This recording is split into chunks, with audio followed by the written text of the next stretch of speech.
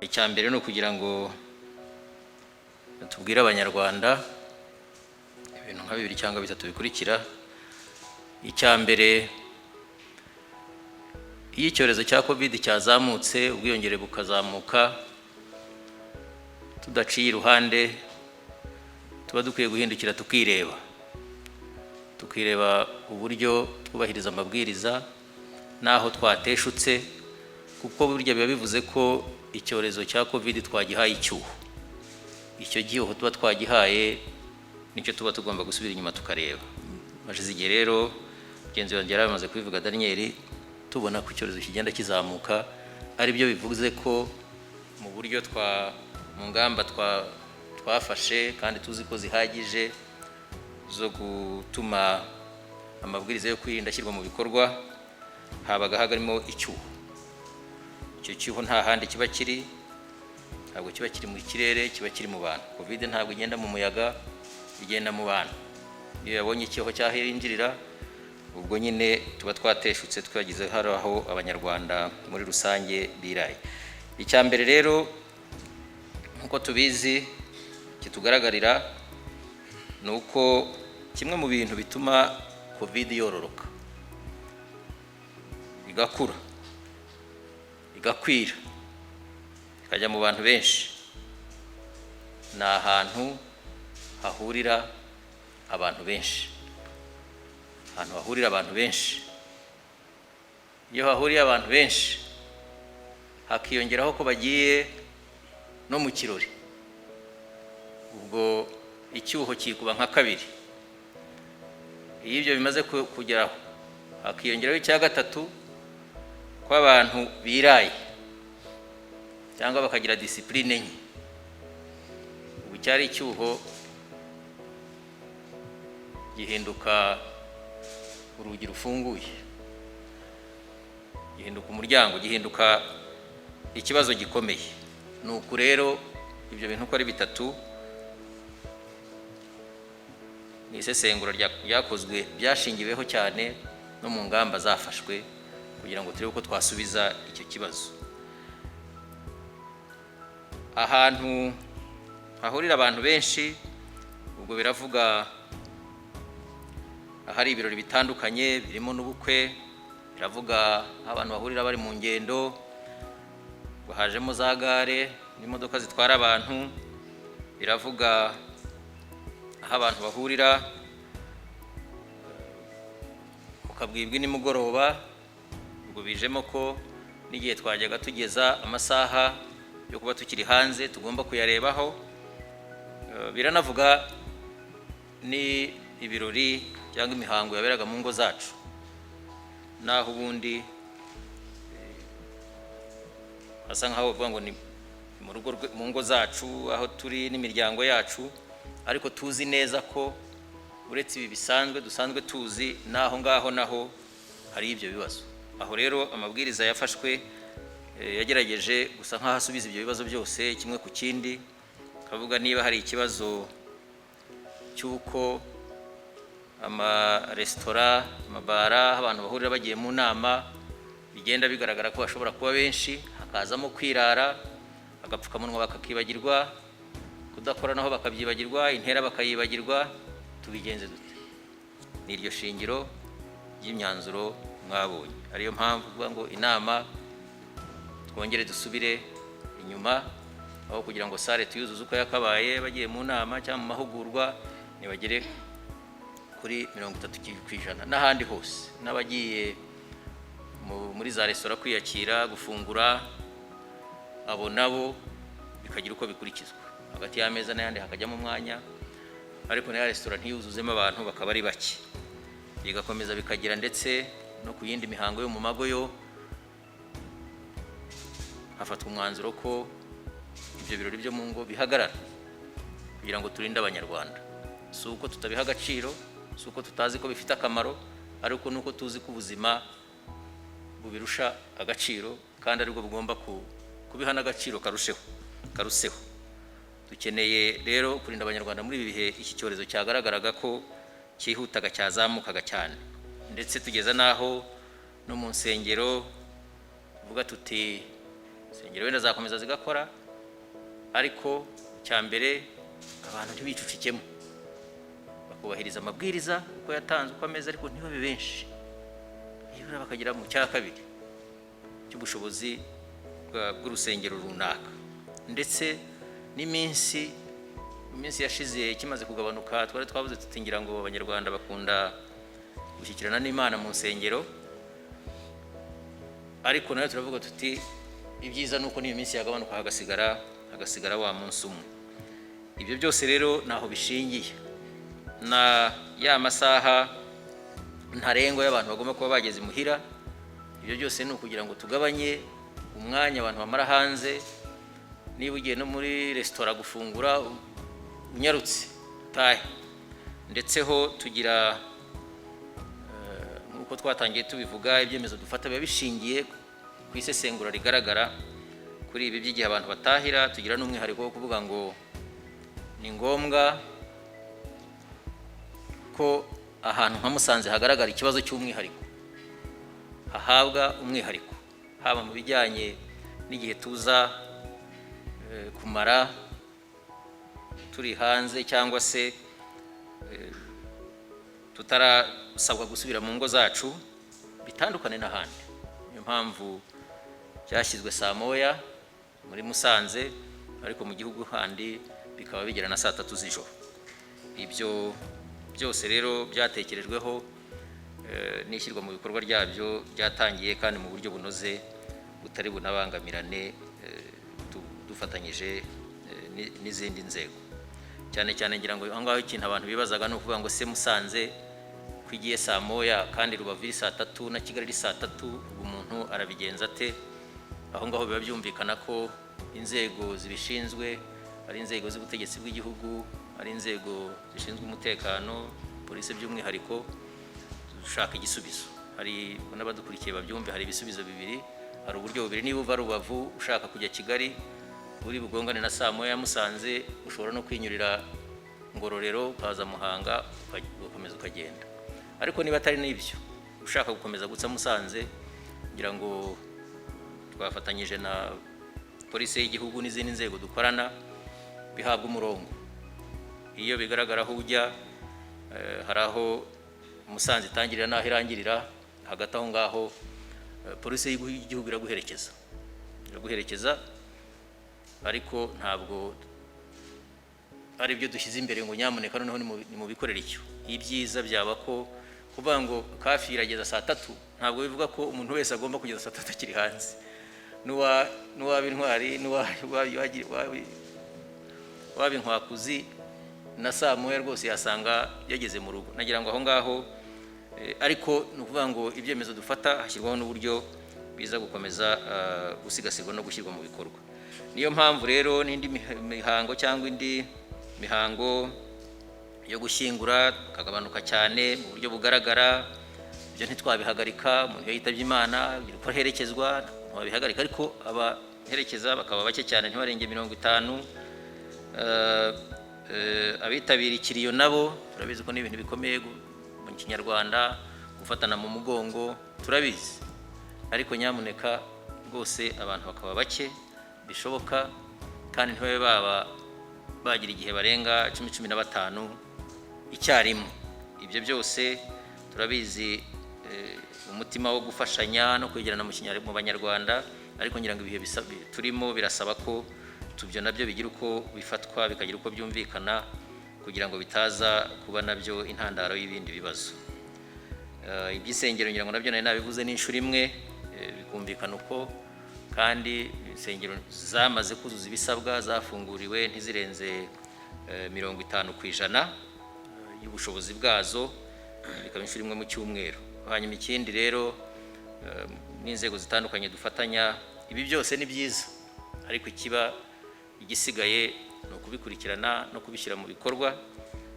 Inzego, ari inzego z'ibanze, ari inzego z'umutekano, ari inzego z'ubuzima, ari inzego z'ibyiciro bitandukanye, kuko ntabwo ari izo gusa ziri mu gukurikirana ishyirwa mu bikorwa. Turavuga n'amasoko, Kimironko, Gahoromani, Nyabugogo, no hirya no hino Kinkware n'ahandi hirya no hino mu gihugu.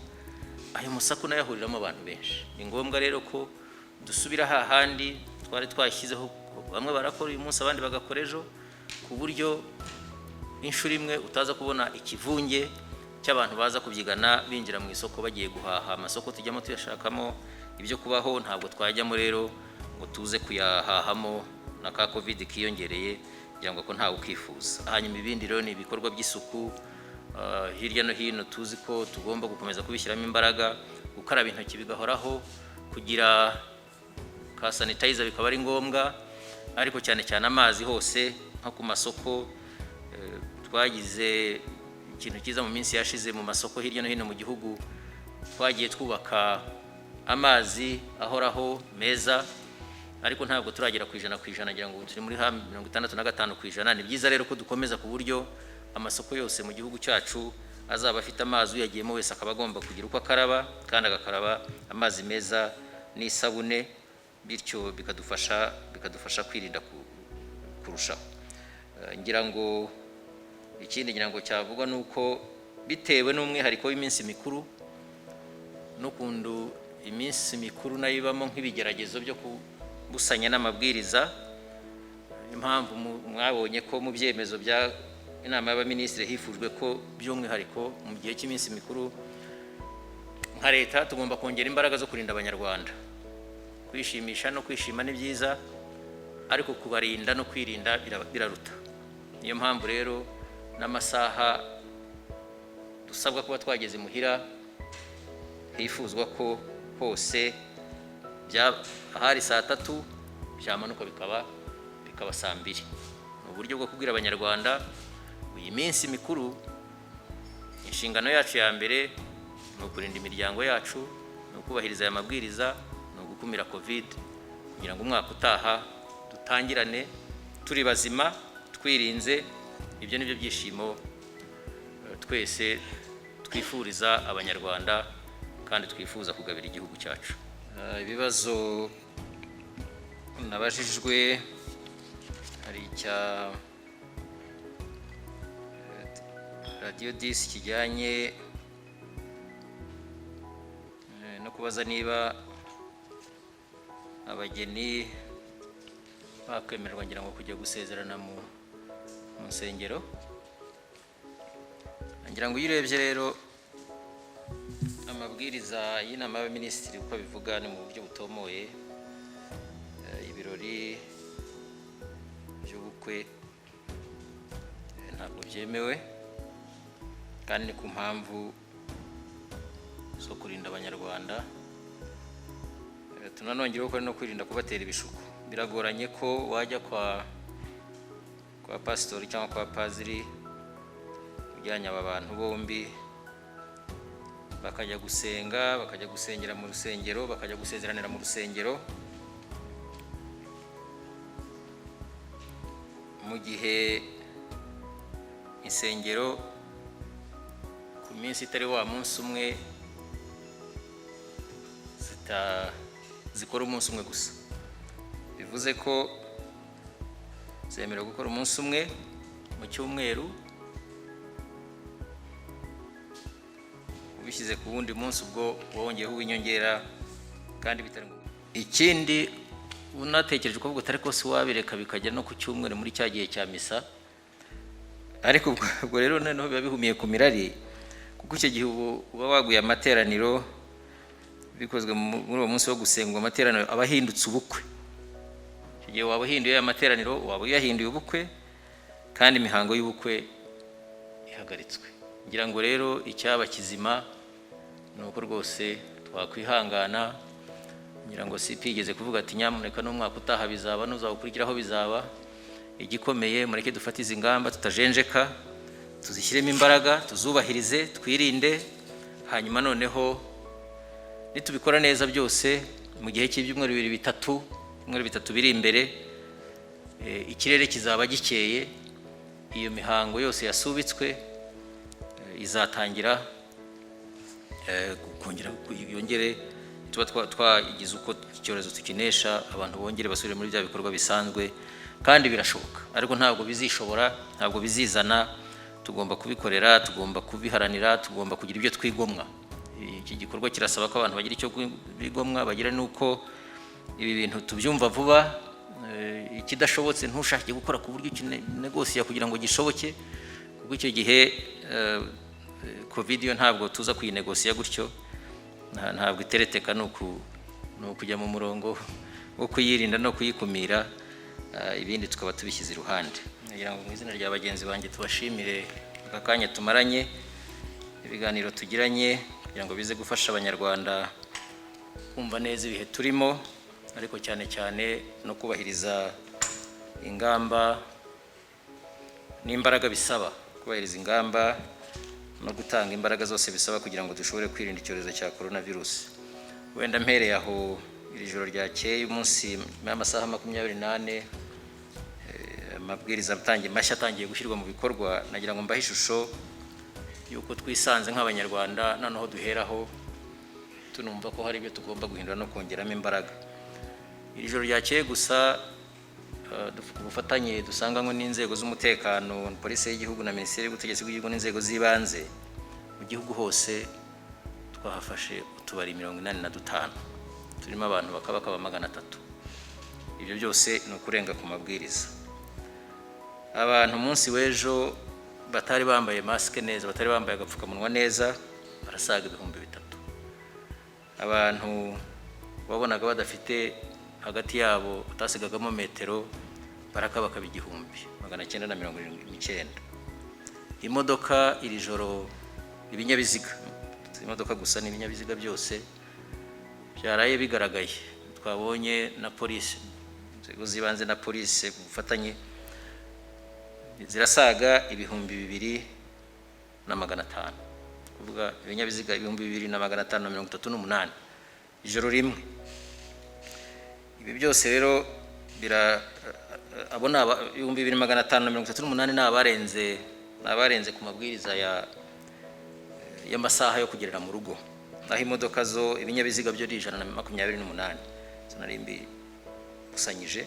So imodoka ni 128, ibinyabiziga ni 128 ijoro rimwe, ariko abantu barenze ku mabwiriza yo kugerera ku isaha igihe kugerera igihe ni 2538. Ishusho biduha ni ukuvuga ngo kuri uyu munsi wa mbere ntabwo bigaragara ko twashyize ibintu mu buryo. Aba naboneraho rero kugira ngo nsabe cyane abanyarwanda bose rwose tutaza gutangira kujyana mu mitsi nta mpamvu, twubahiriza aya mabwiriza. Biragaragara ko bitaramera neza, amasaha turayazi, ibitemewe turabizi, nta kabari, dushyiremo umwanya twubahiriza amabwiriza, twirinde iki cyorezo.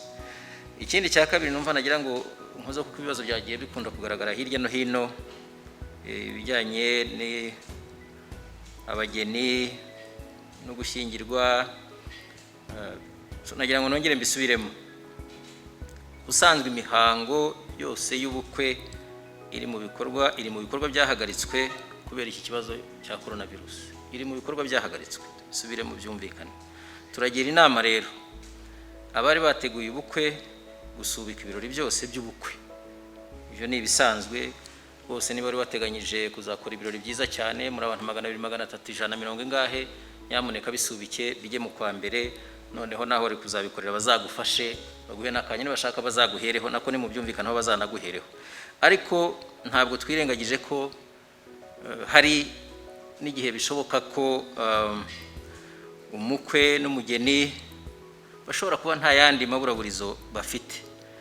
Hanze nk'urugero, hari ibyagiye bigaragara mu nzego z'ibanze, ugasanga abantu bavuye hanze, umugeni cyangwa umukwe bombe bavuye hanze cyangwa yavuye hanze, ari icyo kimuzanye kandi agomba gusubirayo. Aho rero maze gusuzuma no kuganirwaho birumvikana, ubundi icyerekezo nuko bihagarara. Ariko igihe bimeze gutyo ukaba nta yandi maburaburizo, abo twabasaba ko bakwegera ubuyobozi bw'umurenge n'ubuyobozi bw'inzego z'ibanze. Ariko nabwo ntabwo tubigira ibirori, ni serivisi, kuko umurenge urakora na kuwa kane urakora, kuwa kabiri urakora, hari serivisi utanga, urajya gushaka icyemezo cy'ubutaka bakakiguha, urajya gushaka ikindi cyemezo bakakiguha mu rwego rwa serivisi.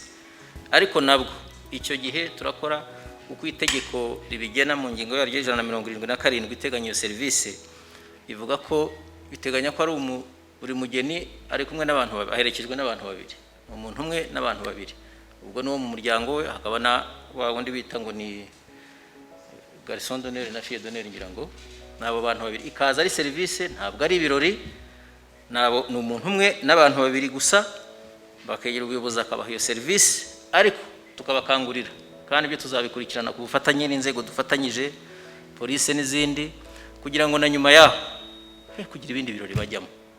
Niyo serivisi niba umuntu yavuye hanze aricyo kimuzanye aje gusinyira uwo bashaka gushakana, bajye kuri serivisi basinyirwe, ariko be kugira ibindi birori bajyamo. Ariko iyo serivisi mu nzego za leta zifunguye zitangwa no muri izindi serivisi nayo itangwe, ariko byumvikane ko ari muri ubwo buryo nta bundi, kandi mu nzego z'ibanze ubwo turashyiraho n'uburyo n'uwo muyobozi w'umurenge atari we wenyine ufata icyo cyemezo, ko bigomba kubanza bigasuzumwa koko niba koko iyo mpamvu ari ya yindi idafitemo amaburakindi cyangwa ubwinyagamburiro, kuko ubukwe bwose twasabye ko bwimuka bukajya umwaka utaha.